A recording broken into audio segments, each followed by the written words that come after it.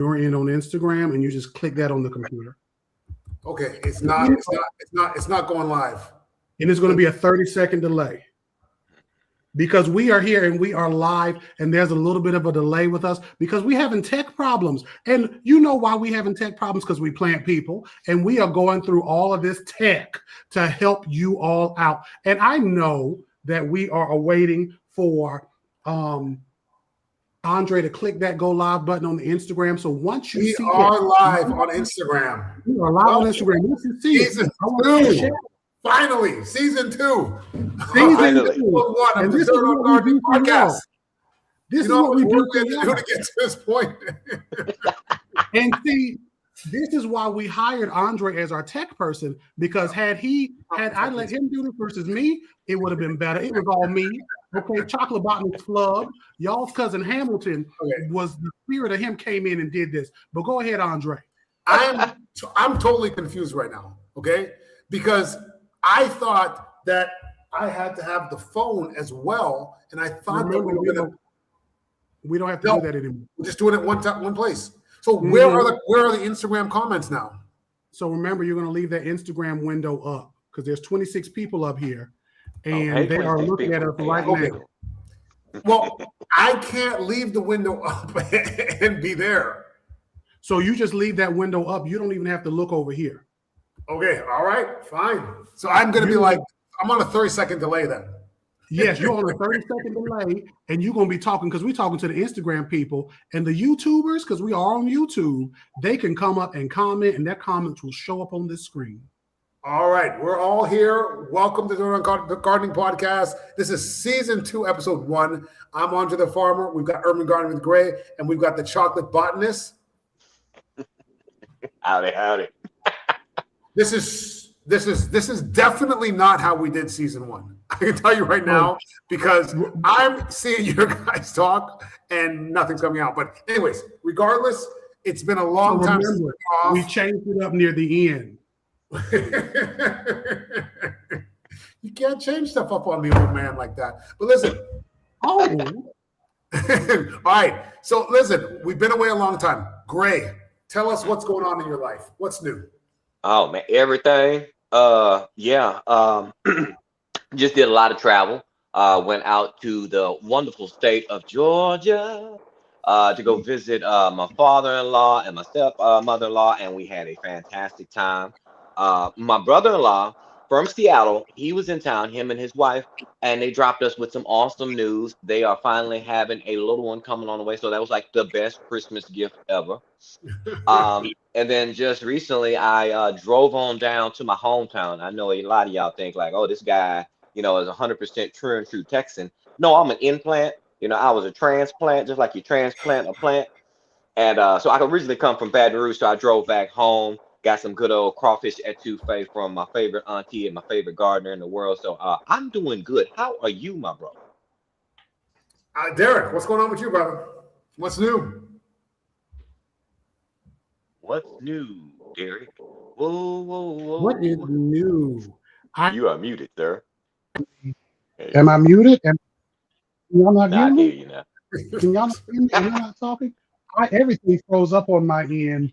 So I was like, oh, they're going to be coming to me soon, and this is going to look real awkward because tech is teching today, y'all. What's new with me? I'm going to be at Plant Mania in Raleigh on Saturday. Over the holiday, I've just been recording and doing stuff.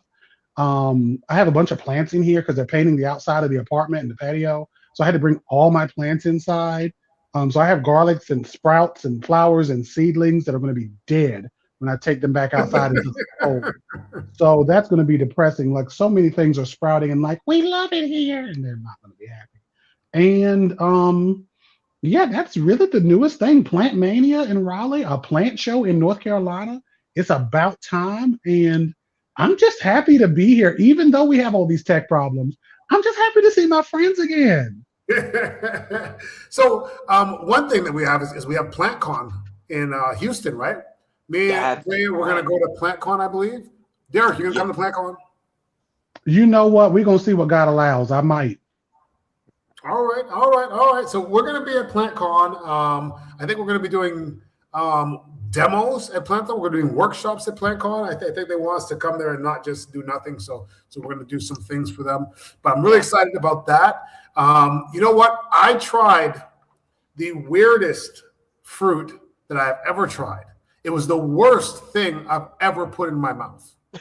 Yeah. I don't know. You eat some weird stuff, man. So I want to hear about this. Listen, I've had durian, which is supposed to be the smelliest fruit in the world.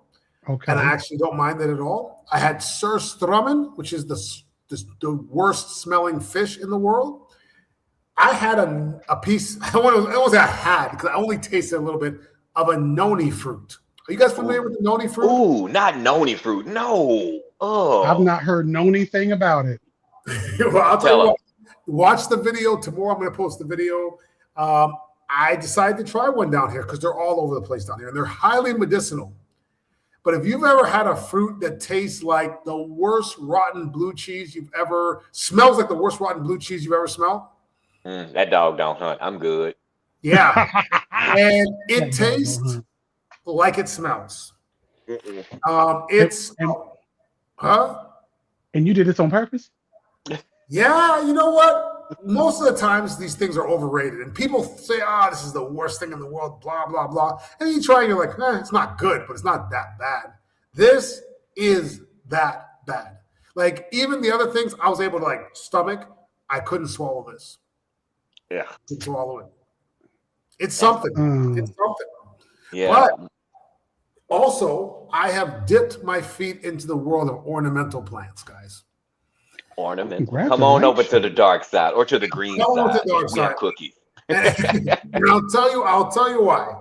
Because I want to have a jungly kind of appearance here, because I have a very small space here in Mexico, and I have my fruit trees planted, and I want to fill in the rest. I want it lush. I want to walk outside and feel like I'm in a tropical rainforest.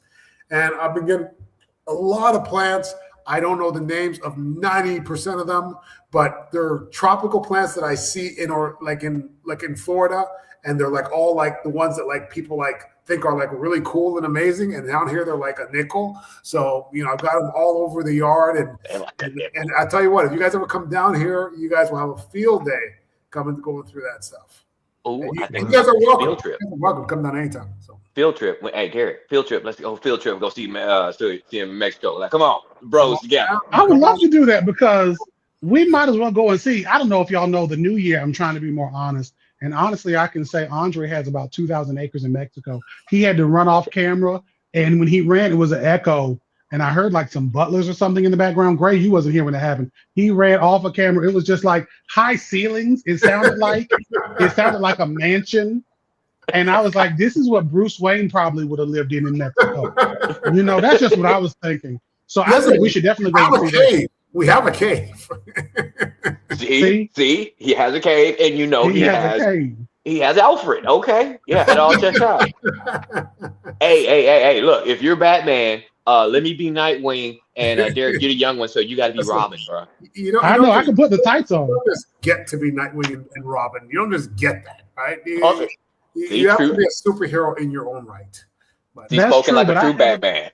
But I have enough family trauma where I feel like I could be Robin, so I think that'll work.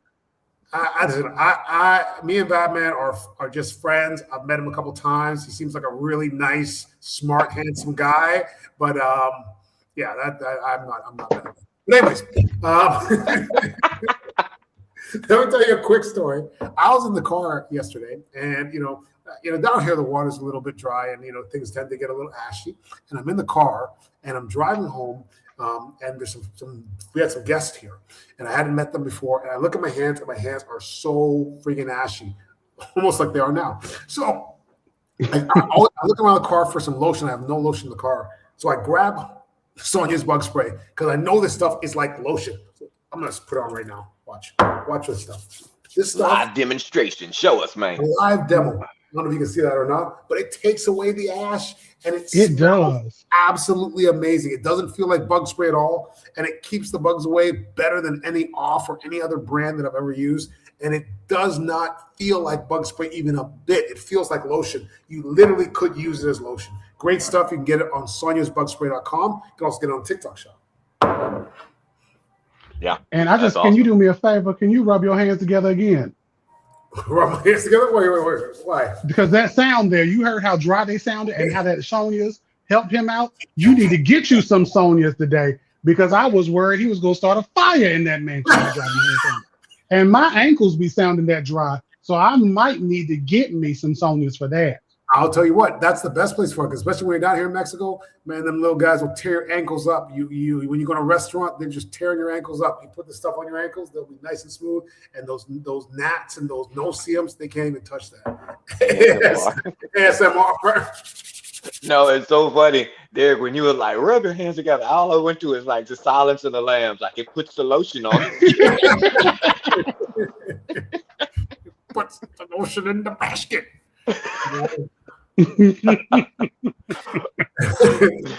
But guys, today we're supposed to be talking about seed starting, right? You know, it's a lot of places in America. People are getting ready to start their seeds indoors, maybe, and getting ready for the spring season. So let's talk about some seed starting. You know, what do you think is like the number one thing that people need to know about seed starting, guys? Oh, that's a good one. It's time to be starting something. I'm gonna tell you. I was recently talking about this on the new episode of Q&A with Grace, soon to be coming out in February. February 4th is going to be our launch date. Give you a little inside information for the new show on, excuse me, botanical interest. And that was one of the questions I answered right out of the gate.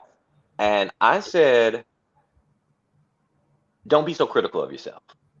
Sometimes in gardening, sometimes when it comes to seeds, we try to become perfectionists, right? And we're like, oh, I need to get my timing right. I need to do this. Hey, sometimes I start things early. Sometimes I start them late. Just start something. You don't have to be that critical. It's gardening. It's okay to fail. You actually do better from failing because you learn and you carry on. You know what I mean? So I would say right out of the gates, that's going to be my first go-to is like, don't beat yourself up about when it comes to the seed starting and such.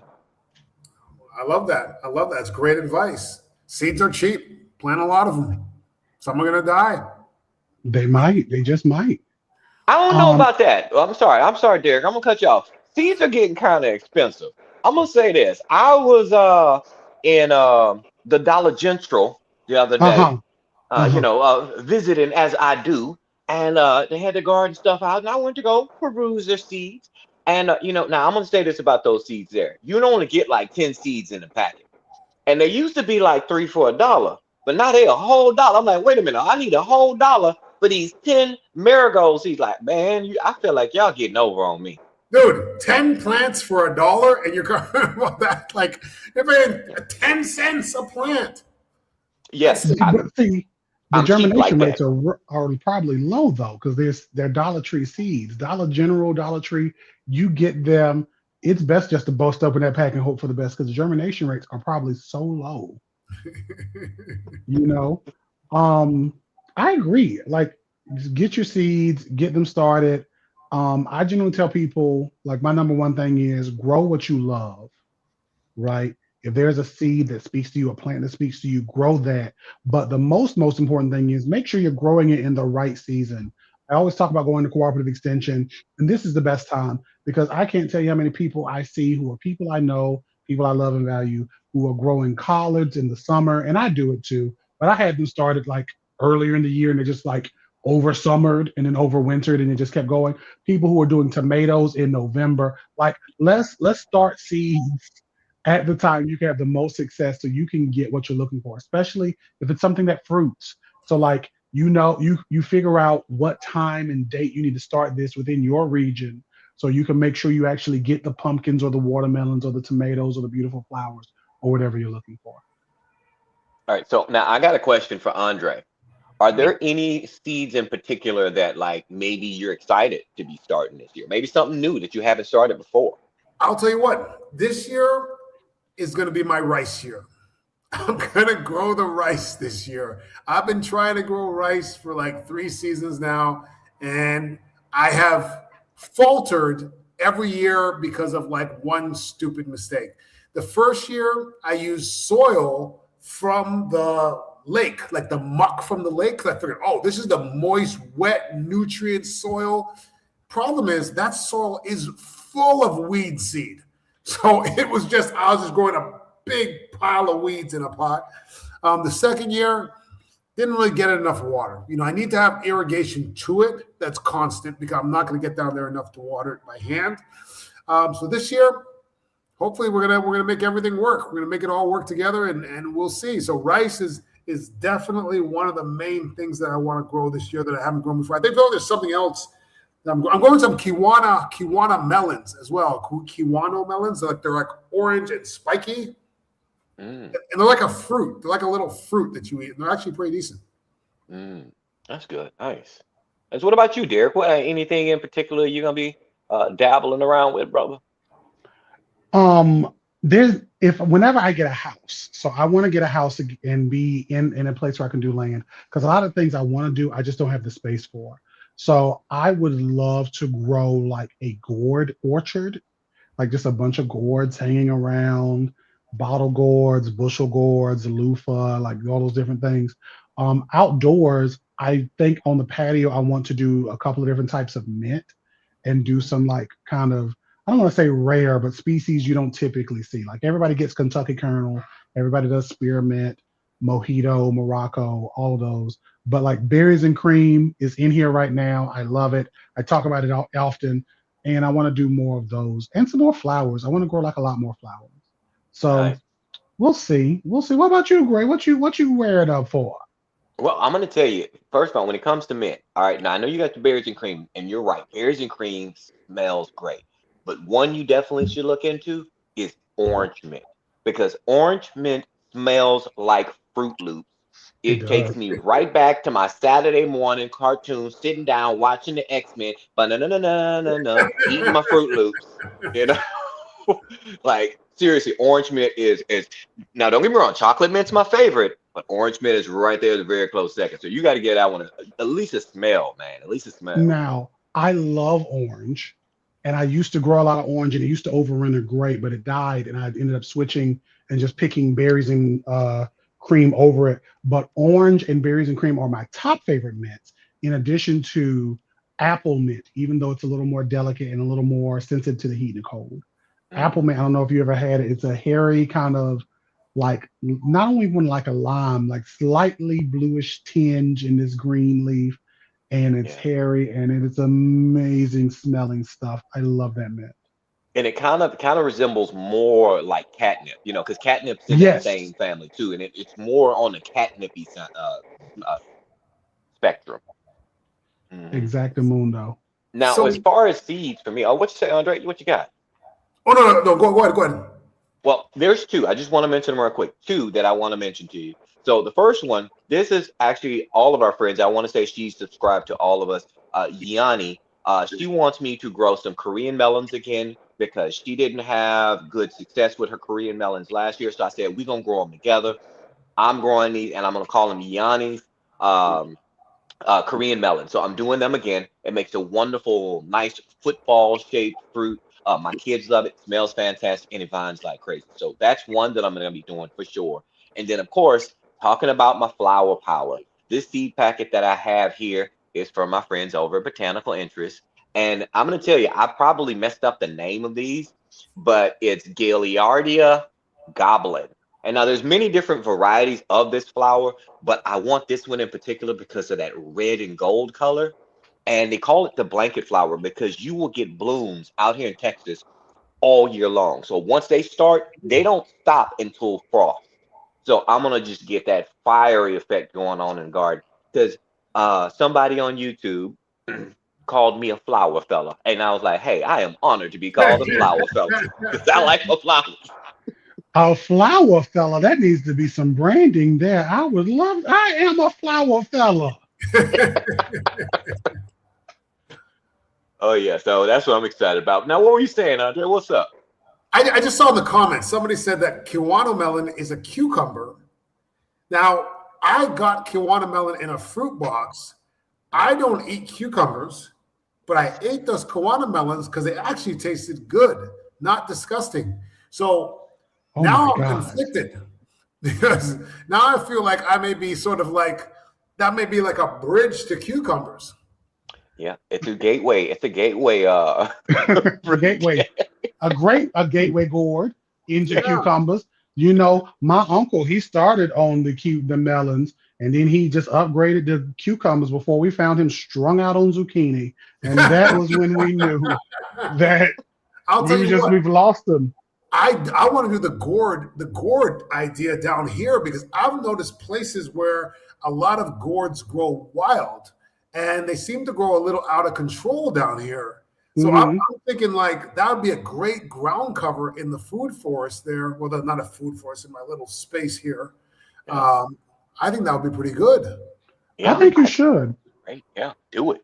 Do it. You know, because I think the biggest thing about it is when you are prepping for your food forest and you are especially like getting those gourds, um, and I'm sure you've grown them before, you know you have to prune them and upkeep them and do all of that good work to keep those plants happy because you want to be able to get enough fruit set in order to get the actual fruit you're looking for. And when you are pruning and taking care of your tools, you need some retain. Retain is this beautiful product we have right here. You see this? You see how it's this is here, this product here, it cleans, it lubes, it stops rust, and it sanitizes, and it is amazing. Follow, you see on the screen here, it says retainsspray.com. Screenshot that, get you some retain today. I use this on my tools because I want my plant to not suffer and get a plant STD if I done touched something that was diseased. Okay. Don't give your plants any type of disease and use you some retain on today. It is available on retainsspray.com, Amazon, and the Walmart.com. Thank you so much. Yes, that's You know what? awesome. They are SSTDs because they're stainless steel transmitted diseases, right? Oh, oh, oh. Like that. Well done. Well played, sir. Now, with that being said, you guys made me think about talking about the gourds, talking about, sustainability and stuff.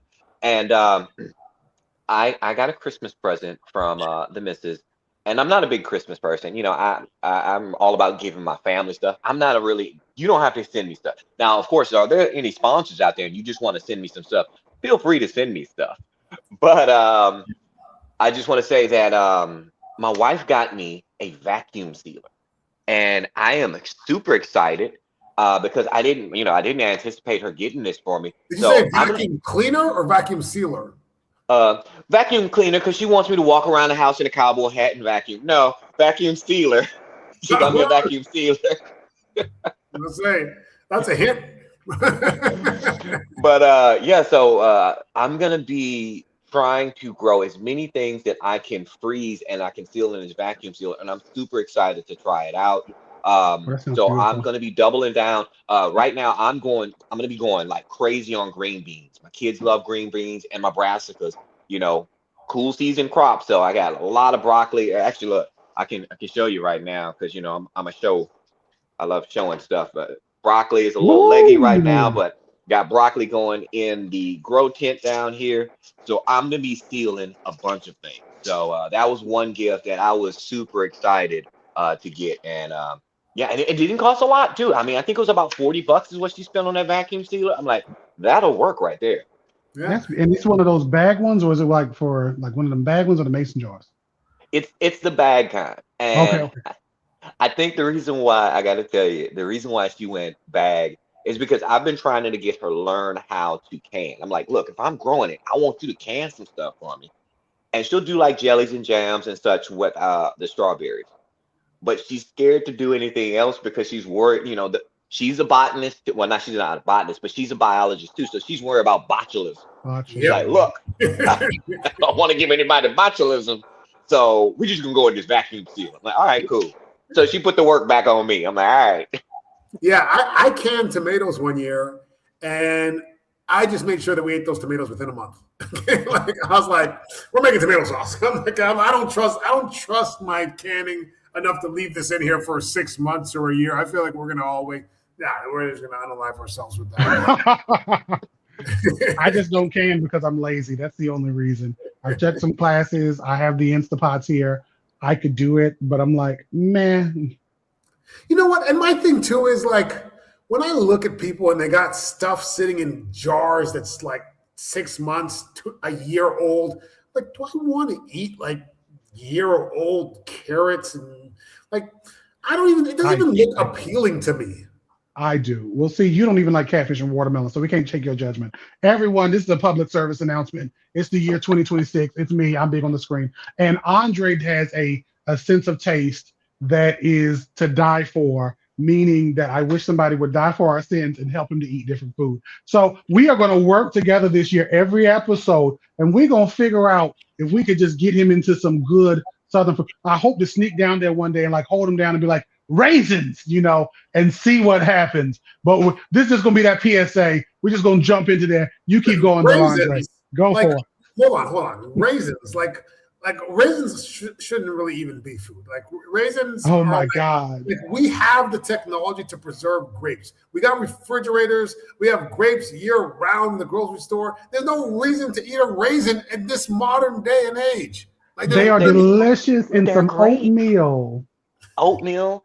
I just eat a pack of them. I haven't had a pack of raisins in a long time. The only thing worse than eating a raisin is eating a raisin in something. That's just so oatmeal, you don't raisin cookies. Yes, you don't go and get like a raisinette at the movie theaters. You go and watch Nicole Kidman, and she says, "Well, before the screen dims," and you get a pack of raisinettes, chocolate and raisins. Oh my God! I'll tell you what, I don't like chocolate and fruit together, period.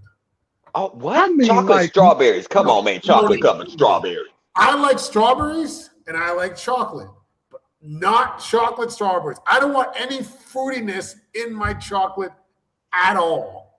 That's a bad combination for me. Oh. We're going to go to these comments. I'm jumping off of this. We're going enough of this. As Andre would say, enough of this. Let's go to the comments and see what y'all are saying. Because people are agreeing that raisins are tasty. Now, there was one comment someone said about not putting mint in the ground. I'll tell you what, it depends on where you are. Because there are some places where mint is not a problem in the ground. Like my backyard, I can put mint in the ground and a year later it's completely gone. I put mint in the ground here in Mexico and it's definitely not taking over anything. So it depends on where you are. Some places it can take over. Yeah, like here, it would definitely take over. I've had to fight chocolate mint. Somebody mentioned in the comments earlier, like they love chocolate mint. I can't stand chocolate mint. That is my secret. I don't like mint and chocolate together. York peppermint patties, I can't stand. Mint and chocolate go great together. No. I like my mint. I love a good mint tea, a good mint candy. I love good chocolate. But when you put them together, that's unholy, in my opinion. Those are paired things, like chocolate and peanut butter. Those are paired things. They go together. You don't even eat chocolate covered strawberries. Gray, back me up on this. Seriously, no, I don't want to hear any of it. Chocolate mint is amazing. Chocolate covered strawberries and raisinets is amazing. And this is why he's here, because he's the mix of both of us. He's eating all the stuff. He's like, whatever y'all are saying, I eat both of this. All right, so we got to look at the comments, but now we're talking about food. All right, I got to tell you guys something. I just went down to Baton Rouge, and for whatever reason, I was at my cousin's house, and we were talking about food because I was eating some crawfish at Touffet, and it made me think about a conversation I had previously. Have you guys ever heard of the perpetual stew? Yes. Okay. So for those who haven't heard of the perpetual stew, it's a stew that, from what I understand, you cook it, but you're constantly leaving it on a low simmer, and you're always adding to it, and you're always eating from it like over an extended period of time. Is that right? Yes. Yeah. I feel like after a good 6 months, that stew is going to be fire. But you don't want prep. It's okay. I'm not going to jump into that. Yes, I think that it would be delicious too. The concept at first, I was like, yuck, but I was like, like if it's always on and moving, and I'm not just leaving it still, and I'm eating something out of it every week, over time, I could even like change the flavor profile up. And somebody mentioned in the comments, like, I've seen this where a person is kind of doing it in kind of a pseudo lab setting, but in like a kitchen. But I've seen like Asian inspired dishes that are the same, where they're like, for 100 years, we've been cooking this same stew. For hundreds of years, we've been cooking the same stew. And it's mainly because they take like a little bit of it at the end and then freeze it or save it. And then so there's always some amount. The amount is probably like a drip at this point that's 100 years old, if that. It's just literally like the tenaciousness of it all. But I love that. That sounds delicious. I'm hungry right now. Now, Yeah, see, no, I'm all we, for it. we're talking about all these things that people don't eat. I'm gonna just tell you, to me, it sounds gross. Cause I mean, I ain't gonna lie. Hey, that pot of red beans, that second, that third day, oh yeah, it hits. When that season really cooked down there, like your third day on them red beans with some rice and some cornbread, like come on now. But gumbo on that second, third day, like that's when that roux really get good and thick. But I mean, I'm just saying, I'm just sitting there thinking about bacteria. I can't eat something older than a week. And we talking about months and years. Right. Like, hold on now. But that's heated and warmed up and cooled down and warmed up and cooled down and warmed up, right? Yeah. But this is staying constantly warm. It's constantly being cooked. Yeah, and you And have like, extremophile bacteria that grows in those extreme conditions too. well, I mean, true, but it's I'm not not like, sure. I'm not sprinkling extremophiles over it though. I'm not like Exactly. going. And I'm not sure what extremophiles are really pathogens for humans, anyways. But one thing that you can do to spice up that soup, that eternal soup, will be put some sweet and spicy on it. Here we've got the sweet and spicy pepper sauce. Comes in the hot and the not so hot. You can get them on Amazon and andrethefarmer.com. And that's me. This is the not so hot, and this is the hot. Absolutely delicious, all natural, made with 8 different fruits and vegetables. Get yours today, guys. All right. Whoa, why is it? Oh, light. There we go. All right. See you guys. That's good. All So right. over on the YouTube, we've got a lot of comments going on. Looks like Eddie, Elise, and Supreme Shoe Diva are having quite of a good time of conversation. I love it. Talking about seed starting, just like we're talking about having the amount of grow lights and seed necessary. Yes, I agree with you, Supreme Shoe Diva and Eddie Les. Grow, plant as many seeds as you can. I always overplant whenever I'm talking about my seeds. I overcompensate because it's a numbers game. So if I want to have 10 tomato plants, I'm gonna grow 20 seeds because I want to have double that, because I want to make sure that I'm gonna have the quota that I need. So yes, I fully subscribe to that conversation, guys. I love it. Do more if you can, because like Andre said, despite the Dollar General, seeds are fairly low in price. So yeah, if you have the growing medium, go for it. You got a space. Yeah, compared to starts, seeds are hella cheap, right? But the other thing, here's one of the problems that I think a lot of people have. It's that going from the seedling stage to the garden. I feel like that's where a lot of people lose a lot of plants, and a lot of people just have difficulty making that transition. So what would be some advice you guys would give for those people? Well, I'm gonna jump in real quick to say, hey, Veronica, my friend Brown Skin Plant Mama's in here. When it comes to seed starting, I had a dear friend who passed last year who was a seed starting extraordinaire. I really tell people, get somebody who can be that person for you, because like, I'm not good at starting seeds. All these seeds are sprouting in here on accident, but you might just need somebody who can do it for you. I tend to overwater. I'm heavy-handed. I can start seeds if need be for a job. But me in this house, unless it's a big seed, especially the small ones like mints and like herbs, those really small, I just want to be at the top of the soil seeds. See, they're not going to make it. I have a better chance. I'm not going to say that. I just they're not going to make it. So with that being said, I say get you a person who can be that person for you. Like if me and Gray live closer, me and Andre live closer, I'd be like, hey y'all, look, I'm just going to buy the seeds and send them to you. You take however many you want. I just want 2 plants. That's it. Y'all just grow them for me, and then just send me those plants.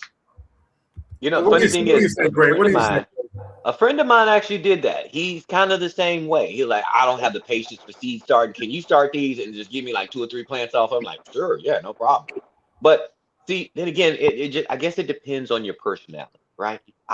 When it comes to gardening, when it comes to seed starting, I have the ultimate amount of patience for it. I will sit there and baby and cultivate and be like, hey, baby, you need a little bit of water. Let me get some. Hey, get your little mist going on. I'm all about the babying when it comes to the seed starting. So I'm all about it. Now I'm going to say, to fully answer the question though, so that you can be successful, I don't know why I paused there. When you can be successful with your seeds, um, setting them up for success is going to be important. If you're doing indoors, grow lights. Grow lights help a lot, and they're not as expensive as they used to be. But when it comes to grow lights, make sure, okay, if we're looking, let's get a seed tray for demonstration purposes. All right. So if you are starting seeds, and I'm gonna just grab one out of this tray here. You want your grow light as close as you possibly can to that grow medium. Now, this is tobacco seeds that's growing right up in here. Yes, I am growing tobacco, and it is from the nightshade family. And you want your grow light, like almost right up on top of it. I say about 3/4 of an inch to an inch away. And then slowly start to pull that off as you get the germination and everything. Another thing, your seed starting medium. That's going to be important. Dampening off. That's what Andre was talking about. When we get to germination, yay, we got seeds. But now they're starting to die on us. That's called dampening off. That's because of your seed starting medium. Potting soil. A lot of people ask me this question. Can I just use regular potting soil when starting seeds? You can, but your success rate is going to plummet. Now, Derek, you know about potting soil. What is your thoughts on using potting soil as a seed starting medium? You have to be really careful, especially bless you, especially as a person who is an overwaterer. Like I overwater, and this is where I'm like, I just get starts, like people are saying in there, or I just, again, I'm like, can somebody grow these for me?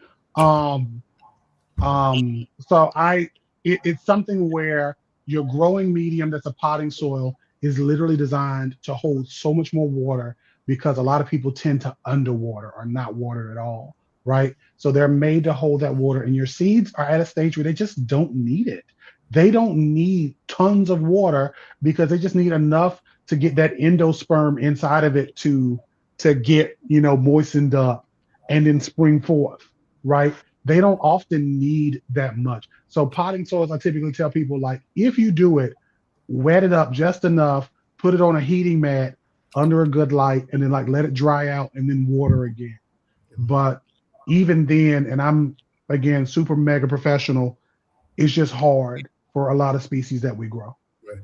Quick question. Someone asked, how long should the grow lights be on for? How many hours a day? That depends on the plant. It does depend on the plants. Right, so let's say we're growing brassicas inside, we're growing some broccoli, cabbage, blah, blah, blah, blah, blah. What are you looking at keeping them on for? Gray might be able to give me a better answer because I'm not going to Google this right now. But yeah, it we had about 14 hours. Yeah, to say that's about 14 to 16 hours a day, like longer than you would think, longer than a regular day length. Like, yeah. Because seed starting, they need that light energy. They literally need that to just get up. Yeah, and like Derek was saying before too, when we're talking about some of like our mint and our smaller seeds that are reactive to light, right? That's called photoblastic seeds. And when you have those seeds, they need that light to trigger germination to happen. But when we have seeds like our tomatoes and such, which just need the right conditions to warm, they're not photoblastic, so you can cover them, and they really, like a heating pad would do great for like your tomatoes and peppers and stuff. So it's gonna depend on your seed. But now, Andre, I gotta ask you, and then I got a little prop here too. What's your favorite seed starting medium? Because I'm gonna tell you mine right here. And I love my cocoa core. Anytime I get cocoa core, I feel like I'm not gonna lie to you, I feel like a drug dealer. So like I got these bricks over here, man. I'm moving this way. Moving this way, yo. What about you, Andre? What's your favorite seed starting medium? Just a typical seed starting mix that you can buy in a bag. That's been sufficient for me. Sometimes I'll mix just regular potting soil, but maybe mix some perlite in there. But typically seed starting mix. And I don't start a ton of seeds, and most of the seeds that I do start are tropical fruit tree seeds. So when I first started gardening, I grew a lot of veggies from seed. Since then, I've kind of lost a little bit of interest in growing a lot of veggies. And now I will direct sow most of the things that I'm going to grow in a bed. And it's going to be things like carrots and potatoes and, simple stuff that's just going to grow, peppers and things like that. So I have not been doing a ton of seed starting lately. I am going to seed start some peppers this year and with seed starting mix and such. But one other thing too is you can tell whether your lighting is sufficient and whether you have enough light or not a lot of times, because those seedlings, they will let you know if they have insufficient light, right? Like they're going to get super leggy and they're going to be falling all down, and because they're trying to get to that light, so they're not putting out leaves, they're just putting out stem to try to reach that light, and then eventually they're going to fall over. Yeah. And when you get in those situations, let's say you're unfortunately, what is going on there? When you're getting to those situations where your seeds are starting to get leggy, one way to help with that is by introducing a little bit of trauma. So what I like to do, if you get in those situations where your seeds start getting leggy or you didn't put your light close enough, you can put a little oscillating fan, if you have the space for it, create a little resistance for those seeds. So as that seed is trying to come up and reach the light, they get a little bit of resistance from that simulated wind from your fan, and that can strengthen up that seed a little bit too. And depending on the plant, you can just repot a little deeper. Like for instance, if we're doing tomatoes or something, you can go a little deeper and cut off those bottom initial leaves, and that'll be just fine. Yeah, no, That's good tip. true. That's true. I just prefer to have somebody else do it for me. I like, because I get so excited and my seedlings are growing, and then even though I tell everybody not to do this, when they die from something that was probably avoidable or unavoidable, I'm like, dang it, why? And it's just unnecessary frustration, because I'm like, oh, this is gonna be great. I'm gonna have all these flowers and tomatoes and things, and then I come home and they were looking at me this morning, and it's like some gremlins came and killed them in the middle of the day at work. And then I come home and I'm like, what happened? So yeah, I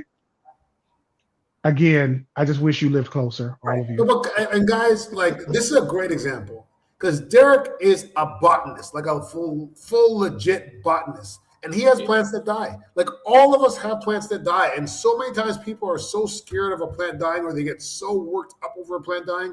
Plants die all the time. When I get back to Orlando, there's going to probably be some dead plants in my backyard. There might be some dead trees in my backyard, but it's just part of gardening. So it's nothing you should be worried about. To kill everything. You shouldn't be. But but for the most part, you really shouldn't be super concerned with it. Now someone else mentioned like dealing with seedlings when it's cold. Like right now we're having these cold spells all throughout the South. Like, what do you guys do with your seedlings when they're cold? Like it's not everybody can bring them inside or whatever the case may be. Like, what are some ways that we can sort of protect those seedlings from the cold? I don't think I can answer this question because I exclusively grow indoors. I mean, but think about it. I'm here in Dallas. This weekend, we're actually getting snow. We haven't gotten snow for like the last 3 years. We got a snowstorm coming through. It's going to be Friday, Saturday, Sunday. My kids are super excited. I've been cutting wood outside so we can get the fire pit going. That's so sweet. Yeah, Gray does it all. I got the chainsaw. I got the because all right. Side note, I'm going off tangent, but I got to tell you this.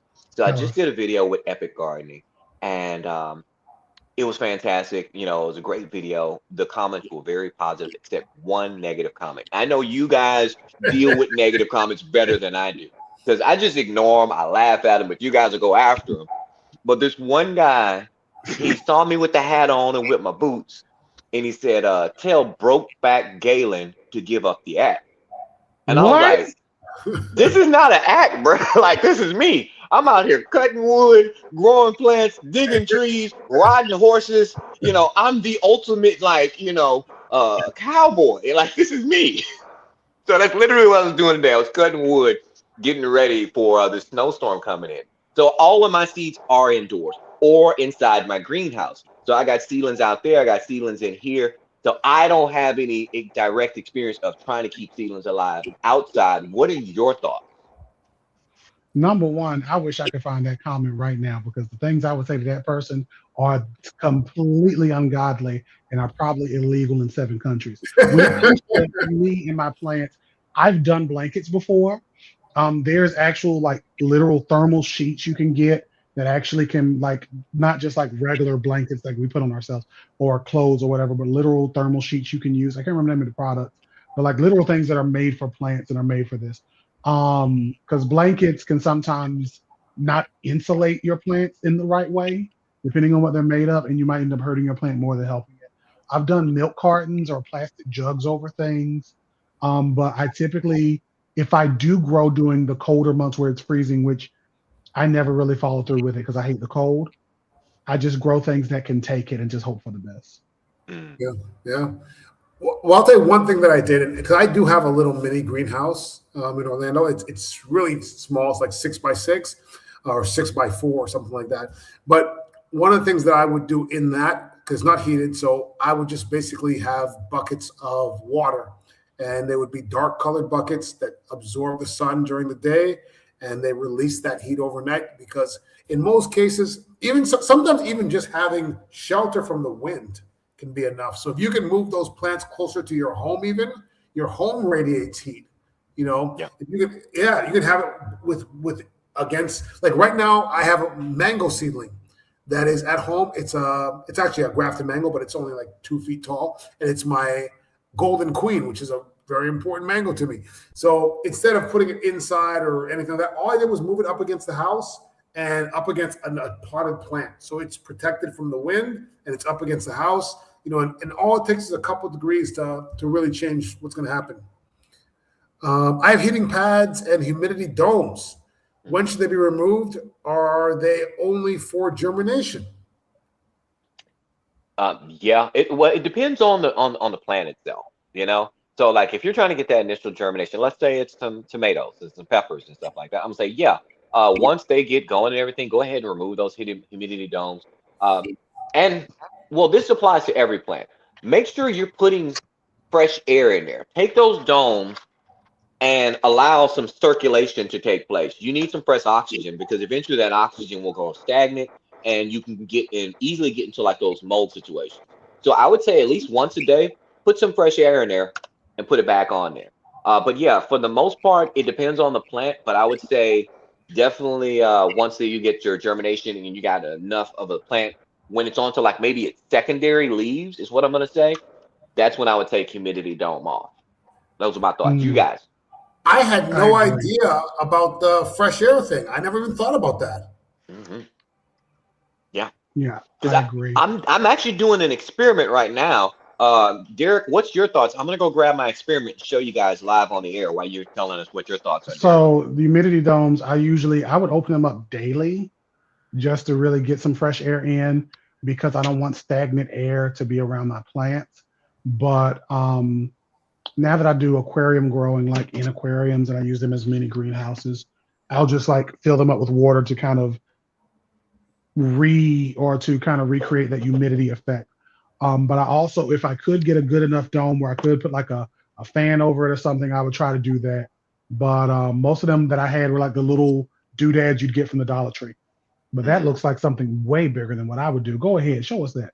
Well, so okay, let me explain. So a couple months back, I saw a gentleman. You guys, if you're in the ornamental plant world, you're probably familiar with him. It'd be great if we can get him as a guest here on the podcast. But he's the bearded plant guy. He's hilarious. He has like a whole entire jungle in his house. He's added on to his house to grow more ornamental plants. But one of the way he makes his propagations is he actually uses a transparent container, and I tried it out and I love it. It's so better than doing propagations via water or soil. I mean, you get a perfect little humid area. And what I use as my growing medium on the inside is actually sphagnum moss. Now, right now, I don't have any cuttings in here because what I'm going to try to do, I've already done a little bit of scarification on the seeds. I'm trying some seed germination in the same sphagnum moss mix, mixed in with a little bit of I lost my train of thought. So I'm spinach seeds. That's what I'm doing. I'm trying to see if I can get some spinach seeds to grow in this sphagnum moss because with the sphagnum, you're getting a little bit of resistance. So it's not like a completely soilless, almost like hydroponic kind of grow, and it's just slightly damp. I'm gonna see if I can wring any of this. Yeah, look at Yeah. that. Wow. Just Yeah, damp. that's So you amazing. do you just lay the cuttings in there, or do you stick the cuttings like into like within it, or how do you? When I was doing the cuttings, I did just lay my cuttings, like the leaf nodes, because what Yeah. I did was I did some marble queen pothos. and I just laid them on there, and they just took off. And the beautiful thing about doing a cutting, since I wasn't doing it in water, when you do your water cuttings, let's use another example. When you do your watering cuttings, you get a lot of the white roots, right? Right. Yeah. You get those water roots, and those water roots are not as strong as your roots that would be in soil. So Uh-huh. by using the sphagnum moss, and again, going back to what we were talking about creating that resistance, something for the roots to push through, I had Uh-huh. much stronger, thicker roots in that Marble Queen pothos. So the same experiment I'm going to try here, and I just started these a couple of days ago. I'm going to try to see if I can use the same growing technique for germinating seeds as well. And every 24 hours, I do take the top off to put some of that fresh air in here, close it back up, send it under grow light. That's Yeah, pretty air cool. exchange I is like important. that. I think I might want to try that. I might do Yeah. that down here. Just make sure it's clear enough though, so that the light can permeate through. You don't want complete darkness, depending on the seeds. Now, if like peony seeds or something like that, you might need them be in dark. I like it. I like it. Now we had a question Opportunity. from JLBC. I'm just kidding. It's Jen. So Hey, Jen Jen. had a question. She said that she's heard that should water plants before a freeze or before it's going to be cold. She said sounds counterintuitive. I know if it's going to be like freezing below zero, ice will actually insulate the plant or the tree and prevent it from going significantly below zero. It actually prevent it from the wind chill and all the other stuff. So it kind of stops at that level. But I believe even if it's not going to be below zero, it's good to have your plants watered. And I'm not sure the biology of that, but maybe Derek, the botanist, can tell us a little bit. Am I putting you on the spot here? I was like, I've heard this one before, and I can't remember how legitimate this is. Maybe I've heard Derek this one can before. prove that he's a botanist for real. Yeah. If he's really a botanist like you say you are, you fake, lame Instagram personality, you can do it. That's what the people are saying. Somewhere right now, y'all's cousin Hamilton is like laughing maniacally. He doesn't know anything. Yeah, that's what he's doing. But I think I've definitely heard of this before because water can be an insulator, and watering your plants can sometimes help depending on the weather. In addition to the amount of water in the cells of your plants could help, if they are like substantially watered enough, help them to not fall prey to the issues of frost. Because the biggest issue with frost is when you have water in your cells as a plant and you can't like run inside, like they just can't lift the roots up and do that. They end up causing ice crystals, which damages the plant, cell walls, damages everything, and then they just get all limpy and McGee and they fall over. But I can't remember how legitimate that is. Gray, do you know? I'm gonna say it's one of those things. It depends on your climate, because that's the thing we're not factoring in. Each one of us here, we live in a different climate. True. And there's a little thing called permafrost, right? If you're in somewhere like Canada, I'm about to say Canada, where Andre's from originally. If you're in Canada, you have permafrost that will penetrate the soil going down, what, 2-3 feet or so. Down here in Dallas, yeah, we get a little bit of permafrost, but it's like 2 or 3 inches. That's why your plumbing has to be like about 6 inches deep just to make sure that those pipes don't freeze. And I think that same logic is going to apply to our plants. So if we're doing that watering, what kind of temperature do you live in? Will that water in that pot freeze?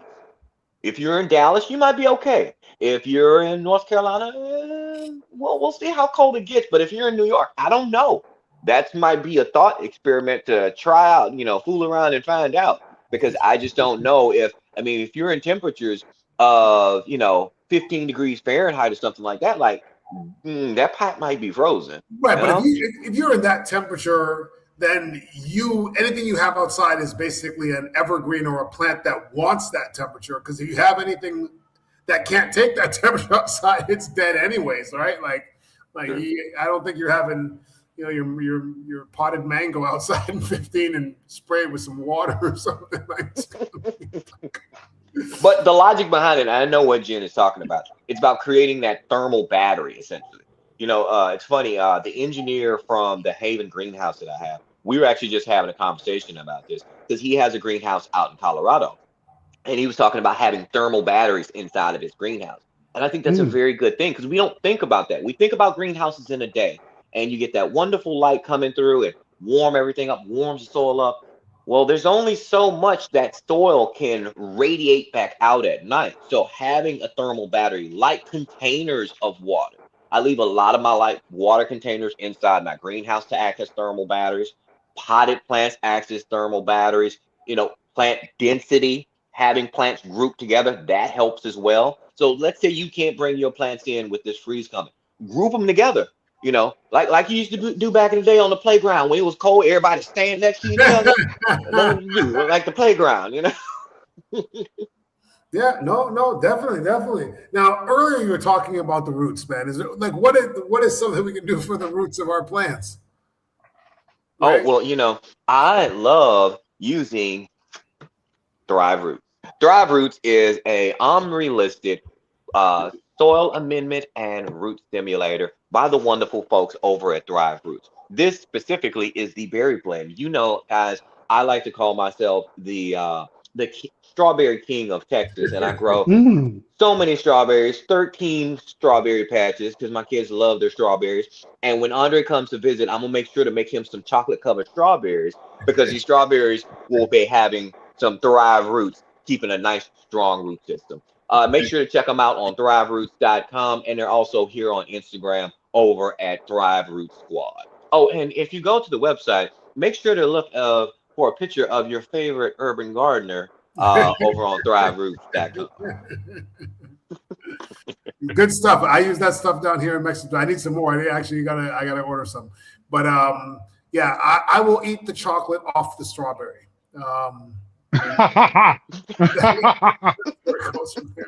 Like even like strawberry, even like chocolate cake. Like if there's a chocolate cake and it's got like a red like line of something in it, I'm not eating that chocolate cake. Come on, man. Dad is great. I'm not made us chocolate cake.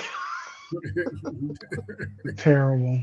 It's funny because just today I was with my buddy down here in Mexico, and they joke around, and him and my wife say that I'm autistic, and I'm like, you know what? I might be because there's certain things I don't want together.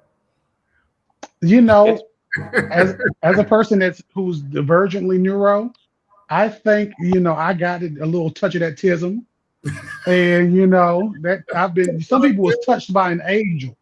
Y'all remember Touched by an Angel? I might have been touched by a tism. Okay, and it's not Della Reese, it's Lunel, the comedian.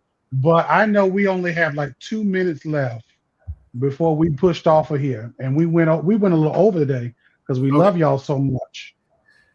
Yeah, well, guys, thank you for putting up with the rough start we had to season 2. But this was season 2, episode 1. So we're really happy that we got through season 1, and I think we had a lot of fun. I enjoyed it. Hopefully, you guys learned a lot. We appreciate you guys supporting us and watching us and supporting our sponsors. I'm going to run through the sponsors real quick. We've got Retain, we've got My Pepper Sauce, we've got Sonia's Bug Spray, and we've got Thrive. So thanks to our sponsors, and you guys have a great night. Anything to say, guys? I'm going to just say, may your weeds pull easy, and may your blossoms forever bloom. It was great talking to you. Right, Talk to you again. Flower man. All right. I'm a flower fella. Flower fella. All right, guys. See you later. Take care, guys. Thanks for watching.